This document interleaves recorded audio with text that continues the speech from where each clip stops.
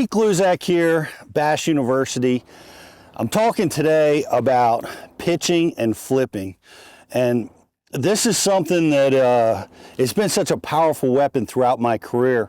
And I really didn't discover the details of it really till a little bit later in my career. And I did it through a little bit of statistical analysis. I went back and I looked at my tournament finishes, and I figured out that most of my wins and top tens all came with a flipping stick in my hand.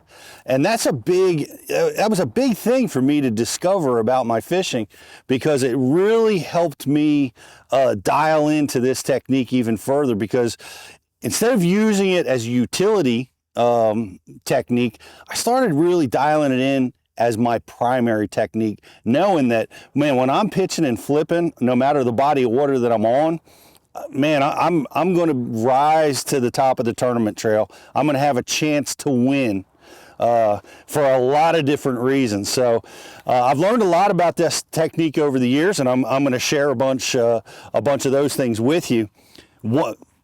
Some of the things that we hear about flipping and pitching is it gives you access to some of the biggest fish in any particular body of water. And man, that's true.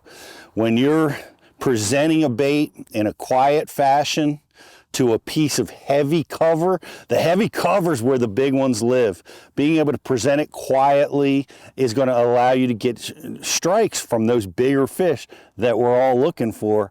So that's what makes it such a special technique, because it allows you to catch those big fish. But make no mistake about it, when the flip and bite is on, you're going to catch numbers. You're going to be able to catch fish from 12 inches all the way up to 12 pounds using this technique.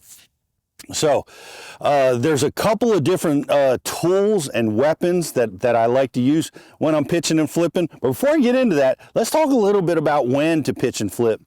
And this is also really important. This is a technique that can really thrive anytime the water temperature is above 40 degrees.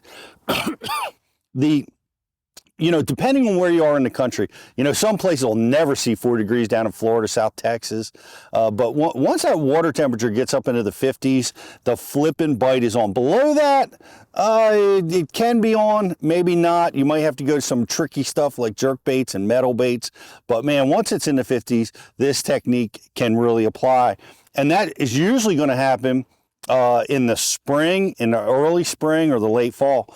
As you get through the seasons, water temperatures start rising through the spawn and post-spawn. All that, flipping can really be an effective tool through all those water temperatures, those warmer water seasons. One of the things that I'm really hyper aware of is the difference in flipping baits, and I'll go through that process. I like to flip jigs, I like to flip soft creatures, and I like to flip stick baits. They're the three shapes that I like to work with a lot, and I'm going to share all that stuff with you. But that's going to take me through all the seasons. Generally speaking, not all the time, but generally speaking, as the water temperature warms, I have a tendency to move more towards my soft plastics. When the temperature warms, I tend to get heavier with my weights because I want the faster fall. So those are some differences that I make as I get into those warmer zones, 70s, 80s, even 90s in a lot of places. And then as the water temperature cools, I'm going to downsize my weight a little bit. I want a little bit slower fall. Fish are a little bit more lethargic. They need a little bit more time to track a bait down.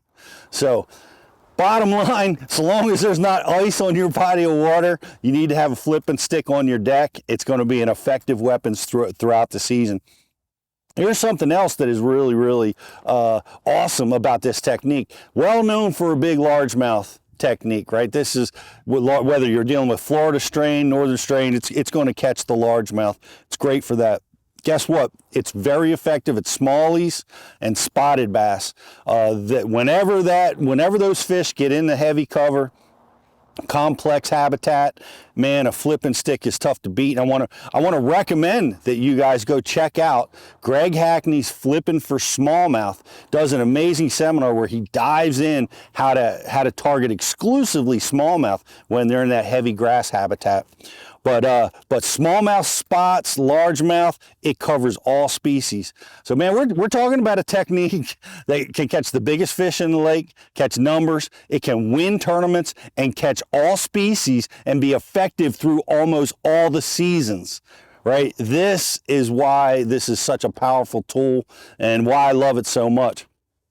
So let's dive in a little bit about some of the tools that I use to pitch and flip with, and I've got 3 rod and reel combinations out here. I'll be honest, when I get into heavy mats, I even have a different set of flipping sticks. So there's a long variety of weapons, but these are my 3 all around flipping sticks, and these are going to be 7'3", 7'4" medium heavy action rods. These are Cashions.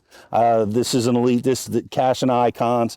These are great all around flipping sticks that I use for fishing sparse grass, wood, brush piles, blow down trees, rock piles. These are great all around, extremely versatile lengths and actions to be able to move these baits that can weigh anywhere from a 1/4 ounce weights all the way up to even a 3/4 ounce.